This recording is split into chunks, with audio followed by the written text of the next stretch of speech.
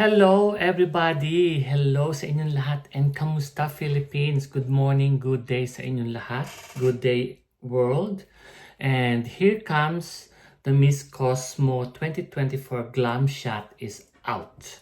So ngayon po, ako po ay maglalabas ng aking best favorite, best glam shot for me. 12 po yung nakita ko na best yung glam shot. And sasabihin ko po sa inyo kung ano yan ang mga aking mga napili at kung paano ko po siya napili. Napili po ako ng aking 12 best glam shot for Miss Cosmo 2024. Pinili ko po siya according po dun sa shot na babae. Ang hinahanap ko po is yung parang tipong nangungusap sa yung mga mata pag nakita mo yung pictures nila o yung photo glam shot nila. And at the same time, may fierceness na ang dating. Meron dating yung glam shot photo niya. Hindi dyan lang basta-basta na nag-pose ka lang, nagganyan ka lang, nag-smile, or pinakita mo lang yung fierce ng mata nyo.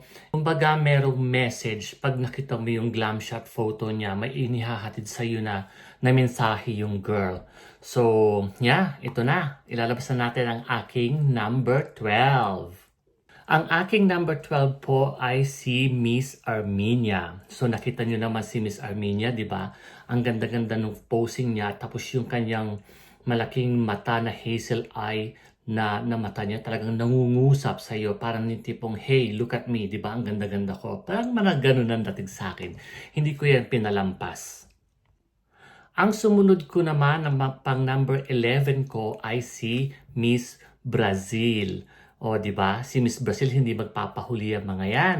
And kaya kahit yung shoulder look lang niya na pinapakita niya, and it really brings out something in her na parang tipong, ay, ang galing naman ito. Parang kapansin-pansin. Hindi.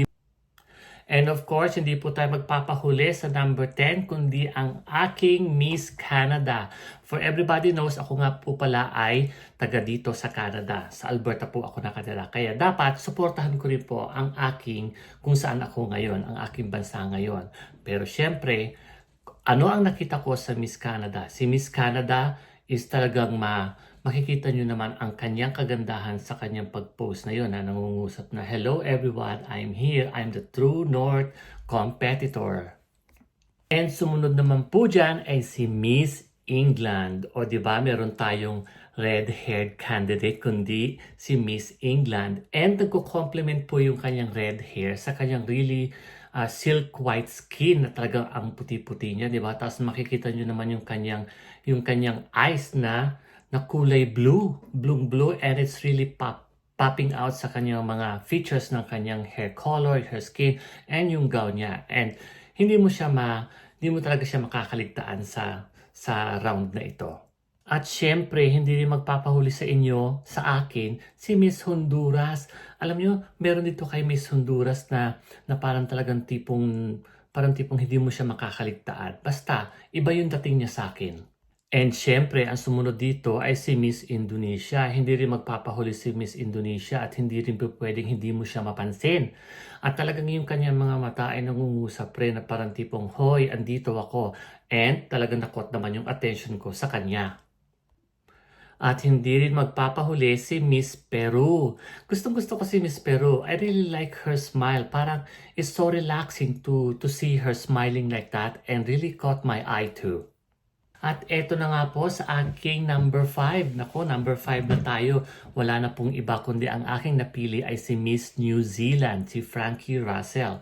So 'di ba? Talagang yung dating niya parang yung tipong nang-aakit na hindi naman ganun kapangit na akit. Yung tipong sasabihin niya sa'yo na, hello, andito ako, you shouldn't be missing me. And I caught my eye too on that one. Hindi ko rin po siya pinalagpas sa dating na yan. And number 4 sa akin ay si Miss Thailand. Hindi rin siya magpapahuli para sa akin kasi parang tipong meron sa kanyang kakaibang, alam mo yun, parang tipong, hoy, hello, nandito ako, Miss Thailand ako, kapitbahay ako ng Philippines. Parang tipong ganon. Pero anyway, talaga namang alam mo yun, hindi mapapansin sa kanyang shot na yon. So kaya nilagay ko siya sa aking pang-tatlo. Pang-apat po pala yung si Miss Thailand, hindi pangatlo kasi po ang aking pangatlo ay si Miss Ireland. Ito talaga ang one of the top 3 ko, itong si Miss Ireland. Kasi gustong gusto ko yung itsura niya. At saka siya lang yung naiiba sa lahat kasi siya lang yung short hair na hindi mo pwedeng hindi mapansin na wet look pa ang dating niya. And at the same time, talaga namang yung posing niya is hindi mo rin ito makakaligtaan. And ito naman po si Miss Ukraine. Napaka-fresh ng dating niya. At saka parang alam mo yun, parang ang bata-bata niyang tingnan. Tapos ang ganda-ganda niya.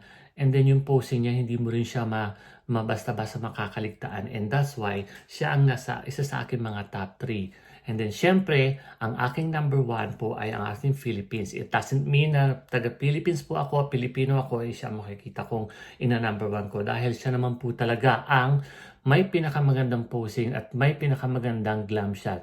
Which is sa akin din naman is tatlo sila para sa akin. Si Miss Philippines, si Ukraine, at si Miss Ireland. So yan po ang aking top 12, ang aking top best 12 ng glam shot ng Miss Cosmo 2024. Kayo, sino po ang inyong mga maganda at mga napili niyo 10 o 5 or 12 or 20 kahit ilan pa ay i-comment po ninyo down below sa comment section, no?